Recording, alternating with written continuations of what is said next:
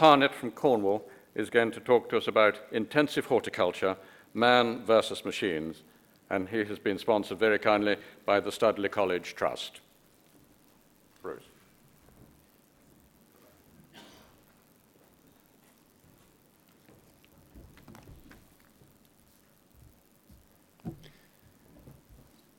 Your Royal Highness, my Lord, ladies and gentlemen, good morning. My name is Bruce Harnett, and I own and run an ornamental young plant business in Cornwall called Kernock Park Plants. My project title is, as Julian says, Intensive Horticulture, Man versus Machine. Now, why have I chosen this topic, you may ask?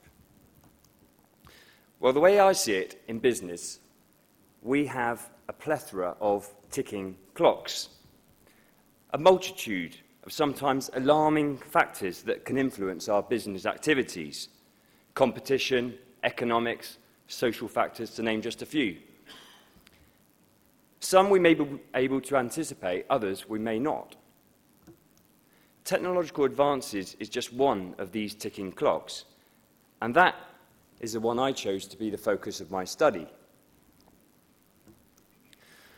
So whilst on the first set of my travels, I realised I was going to have to think of an easy way to recall the main themes of my study.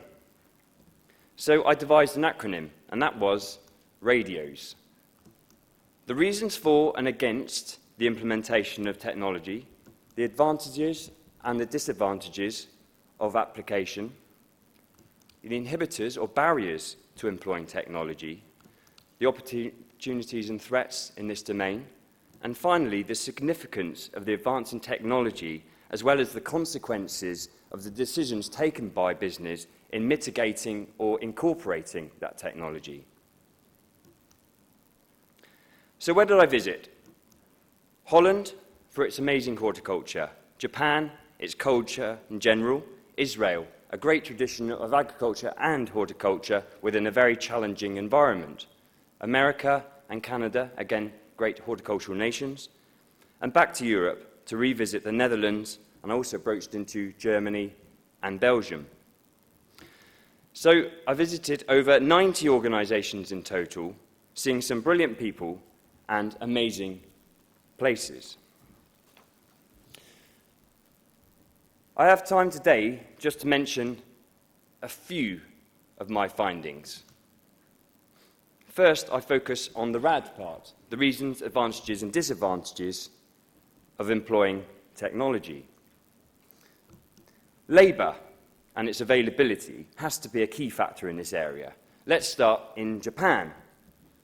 Now, it's not on Neil's typical apple-growing latitude areas, but Taka is an apple farmer in Japan, and he said labour for him was not a problem at all. Travellers often come and volunteer their time for free to pick his apples and prune his trees. And the Japanese youth apparently want to be farmers. Corporation, on the other hand, Hellebores and Clematis, based at the foothills of Mount Fuji, had labour issues. They had a particular ageing workforce, were losing the skilled labour, and therefore couldn't replace it. Let's jump to America. Now, my preconception of America was that it would be Mexicanized rather than mechanized. And that is true to a certain extent. But it wasn't just that. Terry from Bailey's Nursery, Minnesota, said that it was more about the cumbersome nature of the recruitment of labour that was being a barrier to employing it. Particularly as the government is cracking down in this area, as they realise the statistic that 50% of migrant labourers who work in US agriculture are apparently illegal. And some commentators I spoke to said that this was an underestimate of the true scenario. Staying in the USA, labour cost is of course key in making decisions on technology. Dr. Karki is a professor at Washington State University, Center for Precision Agriculture. Now, he told me that there are 10 billion apples picked each year in Washington State alone. Now, a fact that I've just picked up yesterday, that this is enough apples side by side that go around the world 20 times. So we agreed that it was inconceivable to think that in years to come, people would be moving their hands 10 billion times to pick apples in Washington state. He showed me a prototype robot that digitally maps the canopy of the apple trees, assesses the apple load, the ripeness, the location, and then another robot comes along and picks them. He said that the speed to pick would be 5 seconds for the robot, pick one apple, compared to 2 seconds for a person. So clearly not faster, but it's not just about the speed, it's also about the endurance. Back in the Netherlands, I saw the advantage of both speed and endurance in action when I visited Bacon Camp and its routing station down the road at Delifloor. Now, they still employ manual labour for sticking cuttings of chrysanthemum and dahlia, but more recently have adopted 28 sticking machines on this site alone. Here is one of the robots inserting 3,500 cuttings per hour, which is at least 40% faster than the average sticking personnel in the company. Of course, one added advantage to this speed gain is that these robots need little sleep. So efficiency, and more specifically precision and quality, is just another reason for using technology. Laurie, Jordan Valley Herbs in Israel, he said he would automate all his processes if it was possible, anticipating future labour issues, but also due to the perceived quality of the output. This is what he called cut 19 tarragon, a specific cut of tarragon apparently destined for UK Marks and Spencers. Moving on to the key inhibiting factors. The availability of capital for investing in technology is clearly a key barrier. A great example of the extreme of investment required is Emsflower.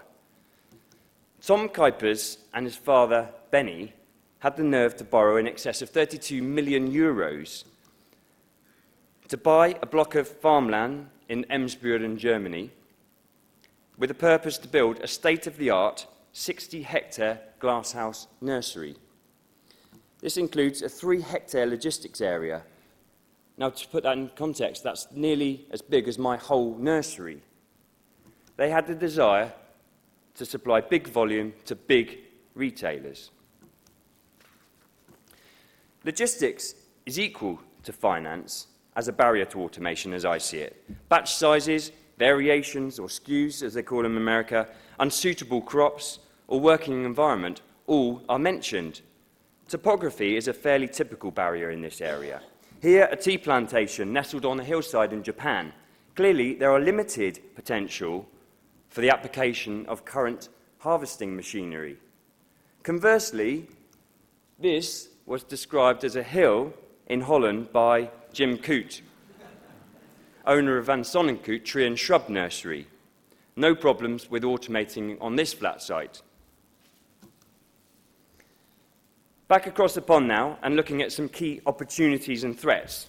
For me, it was increasingly clear by this stage of the journey that the robots are coming, whether we like it or not.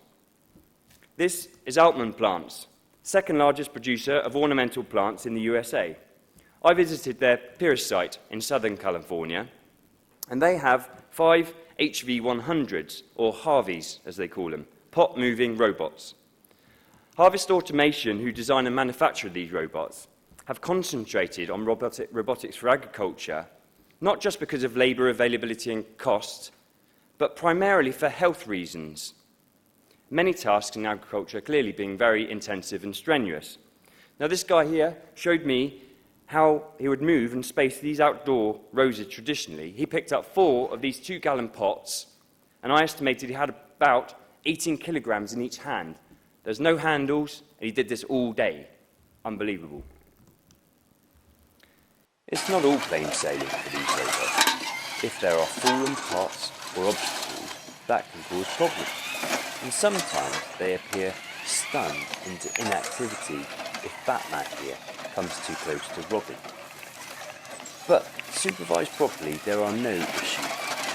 I was told that each of these Harveys are employed for 11 months of the year, with a payback of just 15 months for their $28,000 investment.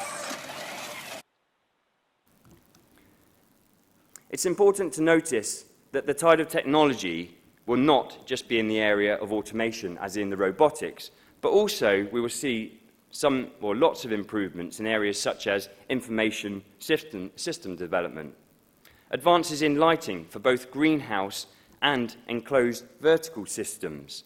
I witnessed both during my travels. Water efficiency is just one other continued advance. Improvements will save time and presumably have associated environmental benefits.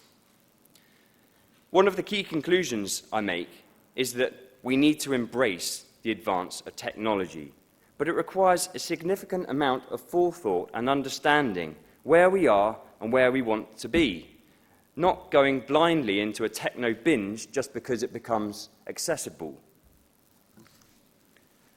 If the correct decisions are taken, it is likely that the principles of Jidoka that I saw in Toyota Factory, Japan, will be followed. This is a simple philosophy. It essentially translates as automation with a human touch. And any company, I suggest, striving for the perfect harmony of man and machine should be looking at these guys. And what for me in the future? Well, I'm already involved with a couple of industry projects, one of which is an HDC-funded project called Growbot, and I'll be the commercial or one of the commercial mentors for a PhD student who will attempt to research and start to develop a flexible and trainable robotic aid for ornamental horticulture. I'm already drawing on much of the experience and confidence gained from the Nuffield process, and I'm undertaking a complete restructure of my own young plant company. And we're also implementing some of our own tech. We're due to install the largest LED facility for any ornamental plant propagator in the UK. Of course, I will also be happy to share the knowledge and experience gained with any appropriate audience that comes my way. There just remains enough time for me to say a huge thank you. Thank you to my long-suffering wife and family for my predominant absence in the last couple of years. Thanks to the amazing people that I visited who were so incredibly generous with their time and knowledge. And it goes without saying to Nuffield Farming Scholarships and my sponsor, Studley College Trust, without whom this would not be possible. Finally, my dad, he's here today, who's responsible for prompting me to do this in the first place. Thank you for listening.